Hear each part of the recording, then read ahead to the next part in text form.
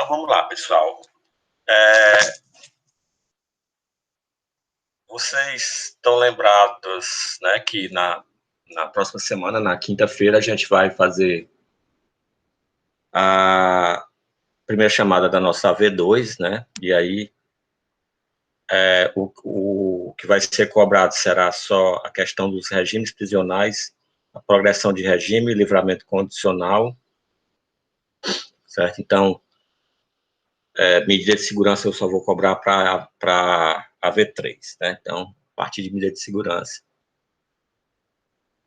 Amanhã eu vou disponibilizar no Unifor Online um material de resumo, certo? Da forma que eu sempre faço, né? Eu passo um questionário para vocês e aí, quando for na terça-feira, a gente usa esse nosso encontro virtual para comentários acerca desse questionário que foi passado.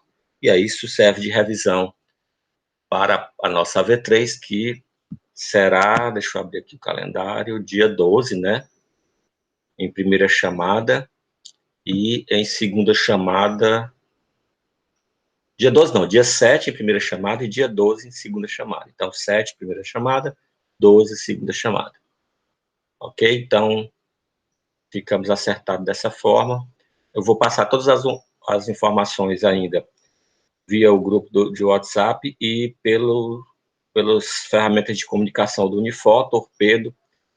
A prova vai ser no Unifor Online, né? Prova online, para quem já está acostumado às disciplinas online, sabe como é que é, então vai ser lá. Dessa vez eu vou fazer para algumas turmas que eu ainda não tinha aplicado prova, houve coincidência com as disciplinas online e a gente ficou impossibilitado de usar as ferramentas do Unifor Online e eu fiz a prova via Socrative. Mas, por uma questão de registro, né, no próprio ambiente da instituição, eu vou fazer no próprio Unifor Online, caso, né, não haja outra restrição, porque se houver alguma restrição, aí eu uso a outra ferramenta, a gente faz por meio do Socrative. Será no horário da aula e repetindo, né, aquele mesmo esquema que a gente faz, você pode fazer as duas a avaliação de primeira e de segunda chamada, como preferir, certo? Ou faz só uma, ou faz as duas, a depender, né, se achar que a nota não foi satisfatória. Então, vamos começar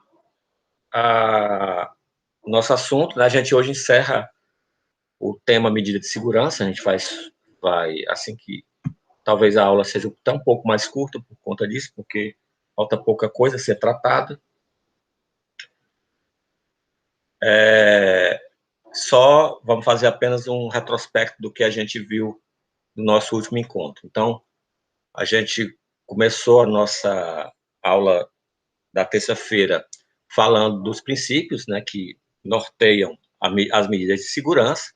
Então, nós vamos ter aí, da mesma forma que temos os princípios que norteiam as penas, os mesmos vão nortear as medidas de segurança, e isso pelo um simples fato de tanto pena quanto medida de segurança serem espécies de sanção penal. Então, a gente viu que aplica-se a medida de segurança à legalidade, então, somente a lei pode criar medida de segurança, a anterioridade, né? Então, somente se admite a imposição de uma medida de segurança quando sua previsão legal for anterior, né?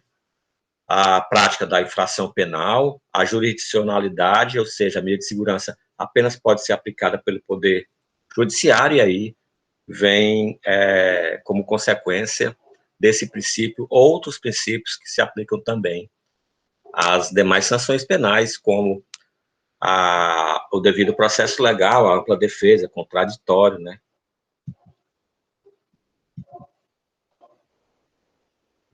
A gente viu que existem requisitos para aplicação, e esses requisitos são três, né? Prática de um fato típico ilícito, periculosidade do agente e que não tenha ocorrido a extinção da punibilidade.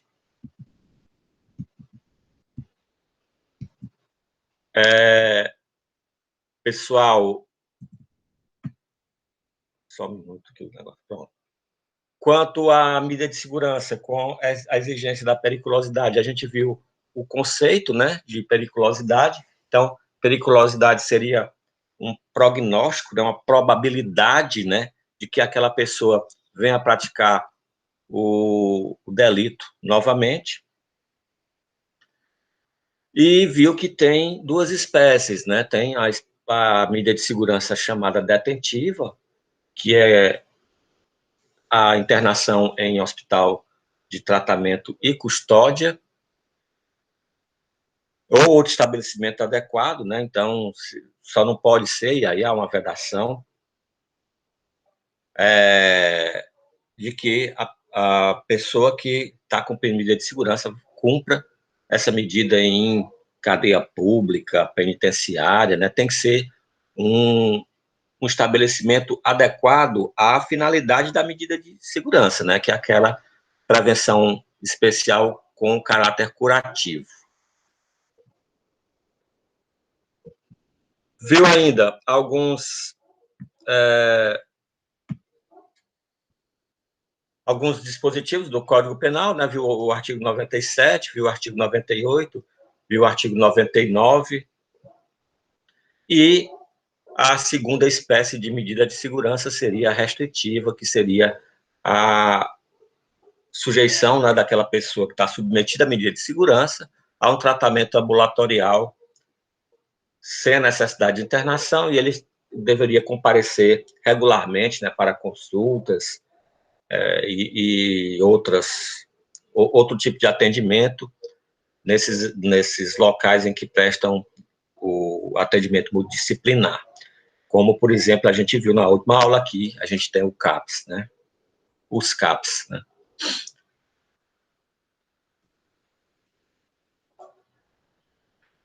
Uma observação que foi feita é que, quanto à questão das espécies de medida de segurança, a restritiva e a detentiva, né, a gente viu que aplica-se a essa medida de segurança essas medidas de segurança, como regra geral, a espécie de pena, né, se ele é detenção ou é reclusão. Isso, regra geral, pois essa regra é relativizada em situações em que, por exemplo, não há violência ou grave ameaça, e quem atesta aí a questão da periculosidade, da inimputabilidade do agente, verifica que não há necessidade de internação dessa pessoa. Essa pessoa pode receber o tratamento ambulatorial. E aí, como exemplo, a gente tem o crime de furto. Então, o crime de furto, ele é apenado com reclusão. Mas há situações em que o juiz, ao invés de adotar a medida de segurança com internação, ele vai adotar a medida de segurança com tratamento ambulatorial. Viu ainda acerca da duração da medida de segurança, certo? Que a medida de segurança, em relação ao seu termo final, o prazo é indeterminado. Então, quando o juiz aplica a medida de segurança, ele determina só por qual o tempo mínimo de duração daquela medida de segurança. E esse tempo mínimo é de 1 a 3 anos. Esse tempo também ele é utilizado para o primeiro exame de periculosidade. Então, se o juiz determina que aquela pessoa que foi submetida à medida de segurança deve cumprir no mínimo 1 ano de medida de segurança, após esse 1 ano ele deve fazer o primeiro exame de periculosidade, que vai se repetir anualmente até a cessação da periculosidade, ou, né, chegar ao limite que a jurisprudência estabelece aí como limite máximo para cumprimento de sanção penal. E aí a gente viu que esse limite máximo para o STF segue a regra do artigo 75, né, que hoje o artigo 75 prevê a pena máxima a ser cumprida no país 40 anos, e o STJ já entende diferente, entende que deve ser verificado a pena máxima em abstrato para determinar o tempo máximo que esse indivíduo vai passar submetido à medida de segurança. E aí o exemplo que eu utilizei naquele momento foi o do furto simples, né? Se nós pegarmos o que está estabelecido como pena no caput do artigo 121, lá vai estar reclusão de 6 a 20 anos. Se a gente pegar o entendimento do STF, a gente tem que entender que o prazo máximo da medida de segurança seria de 40 anos.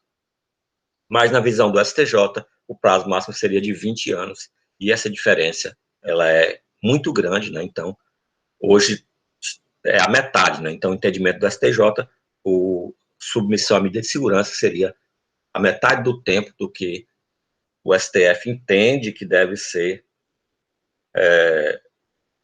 o tempo máximo de cumprimento.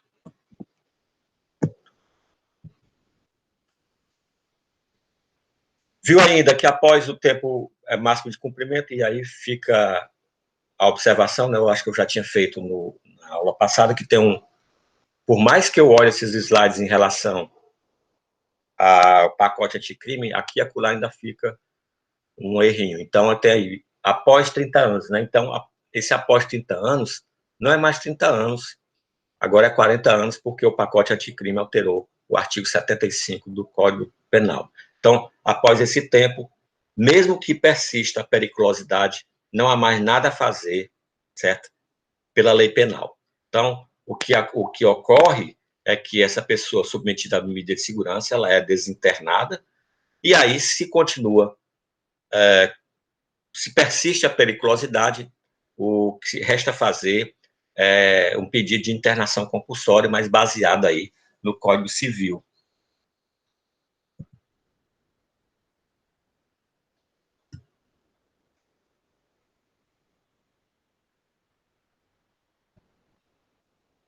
A gente viu os dispositivos que estabelecem essa questão do tempo, né, artigo 97, 98 e 99.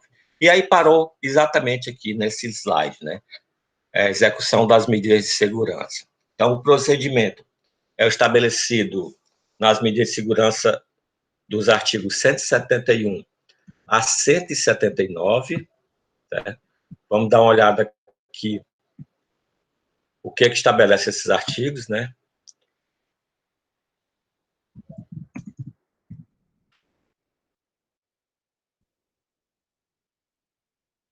Deixa eu localizar aqui o artigo.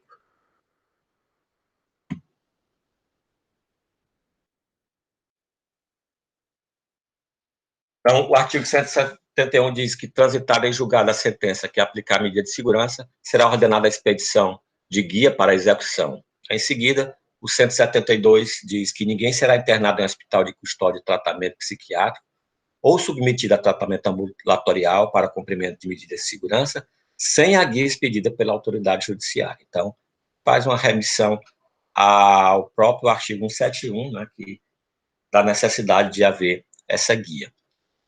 E o 173 vai falar que a guia de internamento ou de tratamento ambulatorial extraída pelo escrivão, que a rubricará em todas as folhas e subscreverá com o juiz, será remetida à autoridade administrativa incumbida da execução e conterá. Aí vem 4 incisos, né, com os requisitos intrínsecos a essa guia, ou seja, o que obrigatoriamente deve ser o conteúdo do documento. Então, tem que ter a qualificação do agente e o número do registro geral do órgão oficial de identificação, né?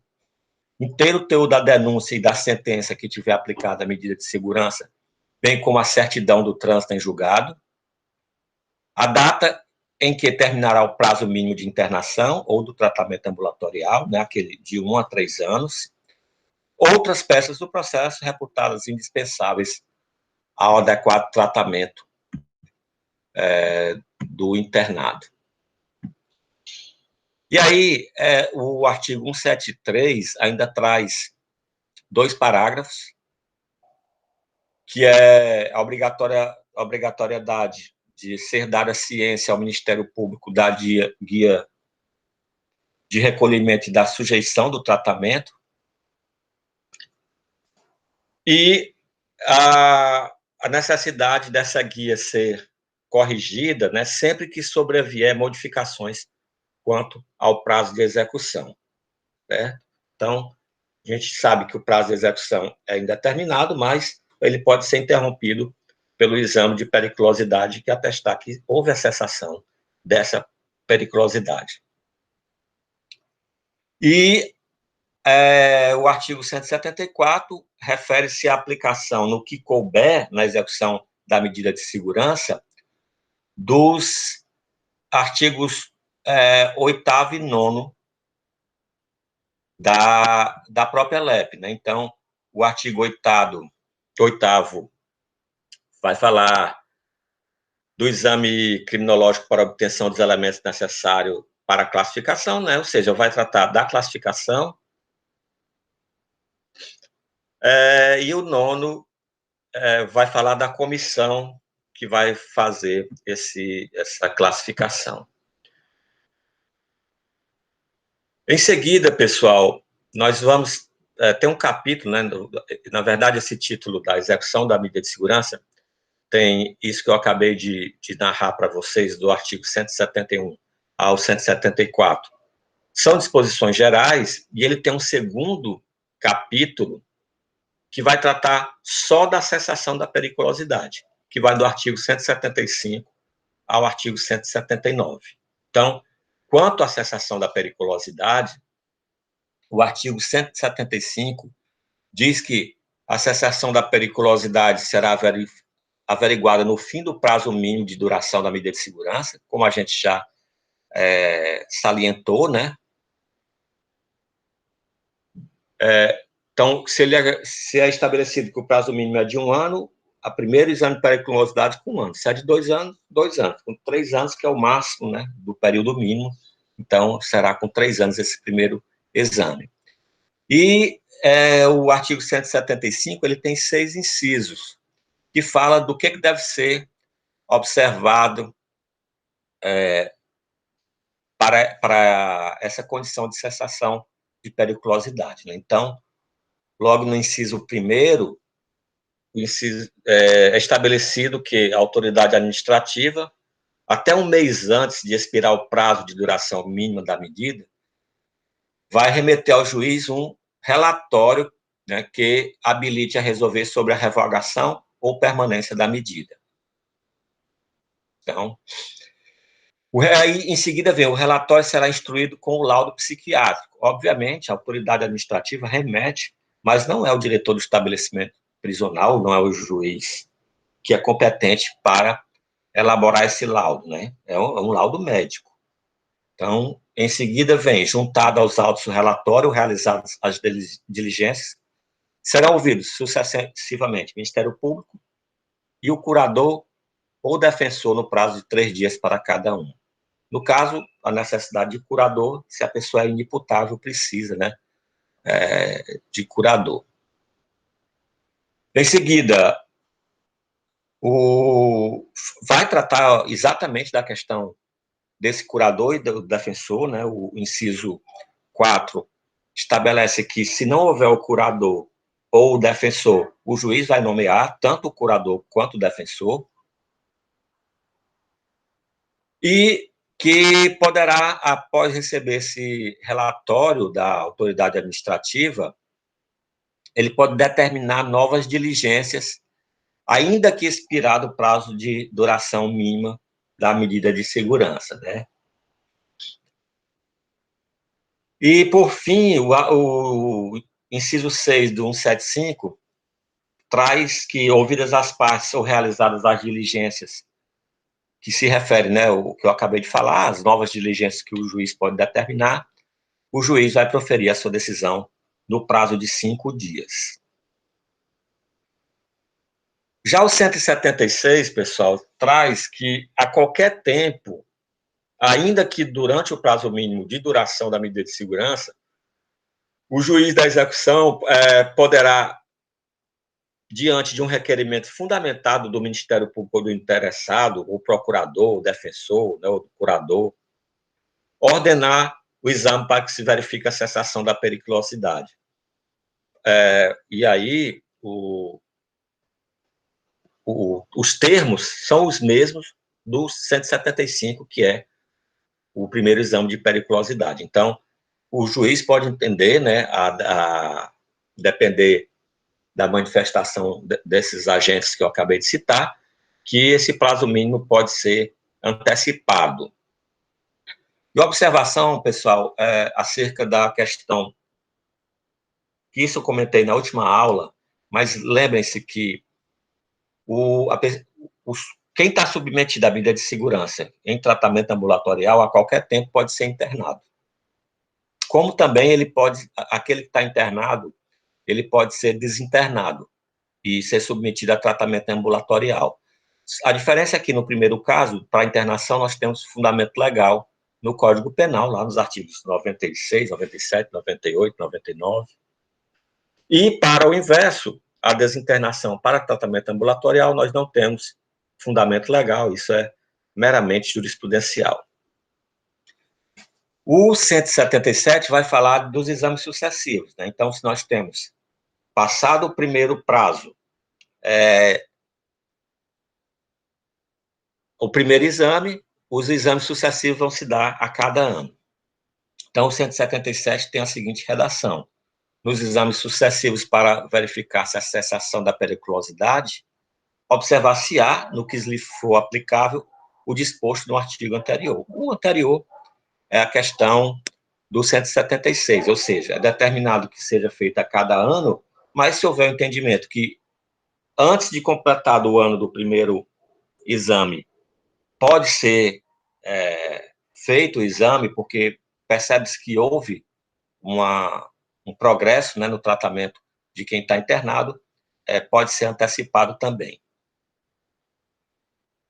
E o 178 vai falar da questão da desinternação ou liberação. E aí faz referência exatamente ao artigo 97 do Código Penal, que a gente já viu também na última aula. Lembrando que a desinternação ou liberação é sempre condicional. Então, ele vai ser, se ele é desinternado, liberado, e ele pratica qualquer fato que evidencie a permanência de sua periculosidade, ele pode ser internado. Então, durante um ano, ele está com essa desinternação, ela é condicional.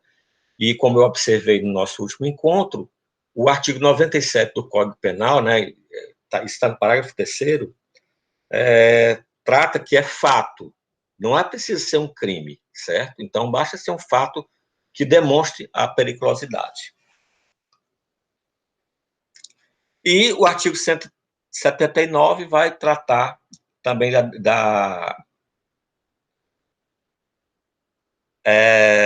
do trânsito em julgado da sentença que determina a desinternação, né? Então, após a sentença, o trânsito em julgado dessa sentença, o juiz vai expedir ordem para desinternação ou liberação.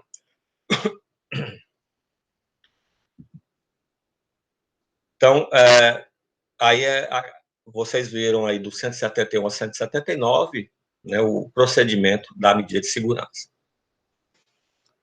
Resumindo, né, nós vamos ter o que a gente já viu desde o começo, né? Hoje nós estamos no 3º encontro, falando só de medida de segurança.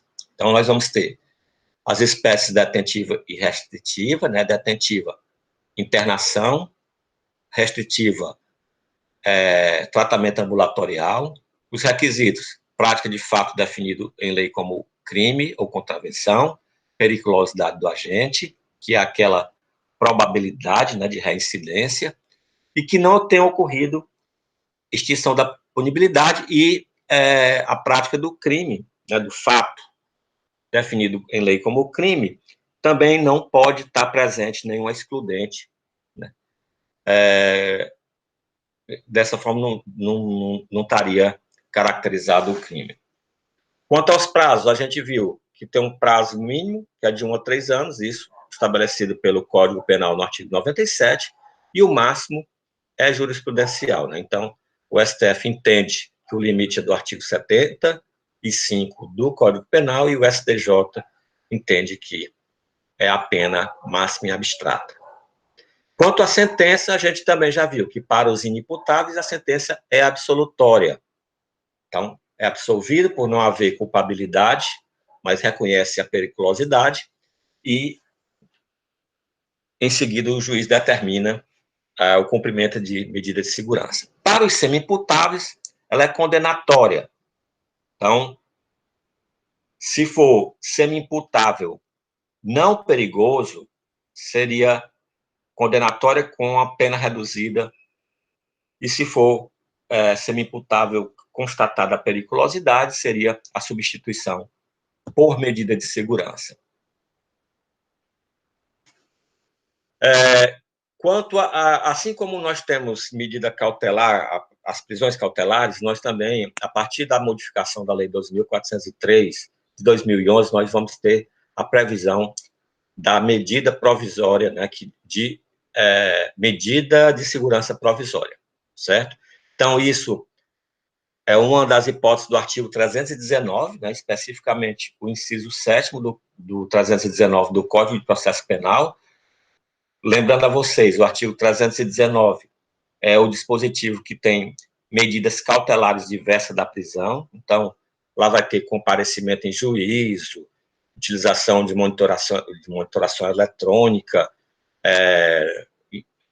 proibição de frequentar acessos locais, certo? Então, e uma das hipóteses seria essa medida de segurança cautelar. Então, já foi constatado a periculosidade, né? É um risco que aquela pessoa que responde a um processo que ainda não foi concluído, certo? Permaneça em liberdade e o juiz pode determinar a sua internação provisória ou preventiva, né? Obviamente, para que haja essa internação provisória ou preventiva, tem que ser considerado alguns aspectos, né? Então, tem que ser relativo a infrações graves praticadas com violência ou grave ameaça, né? E que já tenha sido constatado em decorrência do procedimento de incidente de sanidade, que aquela pessoa ela é perigosa. Então, esses são os requisitos para a internação provisória ou preventiva. Aí segue o questionamento. Quando nós temos prisão cautelar, né, prisão preventiva, prisão temporária, né, nós temos um instituto chamado detração. Quando o indivíduo ele é condenado, né, definitivamente, então abate-se, né, ou computa-se como pena já cumprida aquele tempo que ele passou em prisão cautelar. E quanto à medida de segurança, isso seria possível, né? Seria possível diminuir o tempo da medida de segurança, já que a medida de segurança exige que haja a cessação da periculosidade? Em relação ao tempo máximo, não, né, pessoal? Por quê? Porque nós não temos como diminuir do tempo máximo se a gente não sabe qual vai ser esse tempo máximo. Mas ocorre, sim, a detração em relação ao tempo mínimo, certo? Então, se o indivíduo passou um ano internado compulsoriamente e, ao final da sentença absolutória imprópria, o juiz impõe uma medida de segurança de, no mínimo, 3 anos, então, a partir daquele momento, né, ele já cumpriu um ano, né, então, a partir daquele momento da sentença, o seu primeiro exame de periculosidade vai se dar com 2 anos. Isso porque antecipa-se o exame na medida do tempo que ele passa em medida de segurança cautelar. Quanto à medida de segurança, a superveniência de doença mental. Isso se dá quando, ao tempo do crime, ele era imputável, né? Mas após a prática do delito, ele tem uma doença mental, né, que o deixe incapaz de reconhecer o caráter ilícito dos seus atos. Logicamente, a finalidade de uma pena, né, aquela finalidade prevenção especial e retribuição não vai ter efeito sobre ele. Então, a ele é substituída a pena por medida de segurança. Agora, se ele está, o processo ainda tramitando, o juiz vai decretar essa medida de segurança na própria sentença. Ele vai condenar, né, aí ele, como ele era imputável à época do fato, e depois vai submeter essa pessoa à medida de segurança. Agora, se ele já estiver cumprindo a pena, aí tem que ser avaliado se essa superveniência de doença mental ela tem caráter duradouro ou não. Se não tiver, se ele puder ser submetido a um tratamento, né, voltar a uma condição normal, essa pena, ele vai fazer o tratamento e volta a cumprir a pena. Não há conversão. Mas se for diagnosticado que essa superveniência de doença mental tem um caráter duradouro, essa pena vai ser convertida em medida de segurança e, a partir de então, ele vai cumprir a medida de segurança com todos os requisitos e normativos que regulam o cumprimento dessa sanção penal.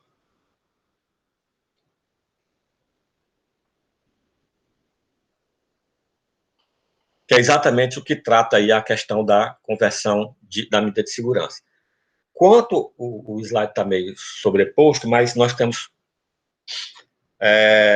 algumas hipóteses diversas do cumprimento máximo da medida de segurança quando há superveniência de doença mental.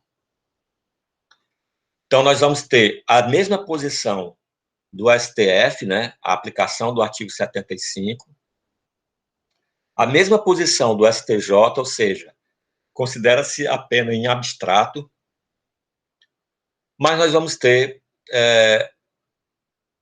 duas posições, e aí são doutrinárias, não são jurisprudenciais, que divergem das posições jurisprudenciais. A primeira é o seguinte: a diferença para a posição do STJ. O STJ entende que a duração máxima da medida de segurança seria da pena máxima em abstrato. Com a conversão da pena em medida de segurança, ele continua com essa posição. Só que parte da doutrina entende que não deve ser mais considerada a pena máxima em abstrata, porque já houve pena concretizada. Então, o tempo máximo de duração da medida de segurança seria o tempo da pena que foi imposta na sentença condenatória. Então, vou voltar ao exemplo do homicídio simples, né? Então, homicídio simples é de 6 a 20 anos a pena. Vamos supor que ele seja condenado a 10 anos. E aí, há uma superveniência de doença mental. Pelo entendimento do STF, ele pode passar ainda 40 anos cumprindo medida de segurança. Pelo entendimento do STJ, ele poderia passar 20 anos, que é a pena máxima em abstrato. Por essa posição doutrinária, ele poderia passar apenas 10 anos em medida de segurança, porque essa é a pena concretizada na sentença. E ainda a outra posição doutrinária também, que vai dizer que não, que o máximo que ele pode passar em medida de segurança é o que resta para o cumprimento da pena concretizada. Ela difere da terceira posição. A terceira posição, vamos supor, que a superveniência de doença mental se dê quando ele já tem cumprido pena, 2 anos de pena. A terceira posição diz que ele pode passar mais 10 anos cumprindo medida de segurança. A quarta posição diria que ele só pode passar 8 anos cumprindo medida de segurança, pois 2 anos ele já passou cumprindo pena. Então, em relação à superveniência de doença mental, nós temos essas 4 posições acerca do tempo máximo de cumprimento. A questão da dependência por entorpecente. A gente tem que ir na lei de droga, pessoal, porque o artigo 45 da Lei 11.343, de 2006, considera, né, o consumidor de droga inimputável quando, em razão da dependência, né, ao tempo da ação ou omissão criminosa, ele é inteiramente incapaz de entender o caráter ilícito do fato ou de determinar-se de acordo com tal entendimento. Isso em razão da dependência toxicológica e não de uma deficiência mental. Então, temos essa regra aí para os crimes de droga, né? Para o crime do consumo de droga, né? E o exemplo seria a pessoa que pratica o furto para sustentar o vício, né? Então, nesse caso, pode ser utilizado aí o artigo 45 da Lei 11.343. Isso também tem que ser constatado pericialmente, né, e a perícia médica. E ainda, a Lei 11.343 traz a situação do que ela considera semi-imputável, né? Em razão da dependência, estava, ao tempo da ação-omissão, parcialmente privado de sua capacidade de entendimento. Aí, nesse caso,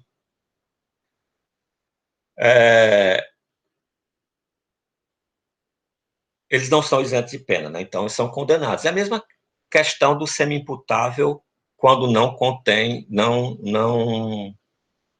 é reconhecida a periculosidade dele.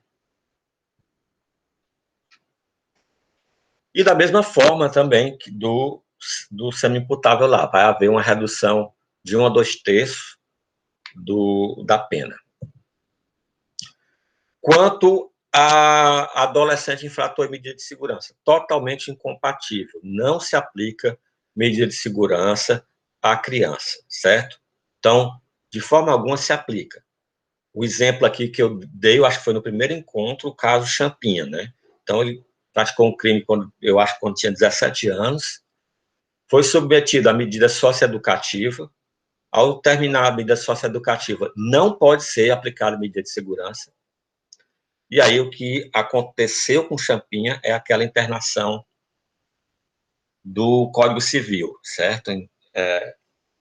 Aquela compulsória, né? Internação compulsória. Então, pessoal, sobre medida de segurança, é isso que a gente tem a tratar, né? A gente tratou durante 3 aulas. E eu vou agora, como eu faço sempre, né? Para vocês ficarem mais à vontade, eu vou parar aqui a gravação para que vocês tiverem alguma pergunta, algum questionamento, façam mais à vontade, né?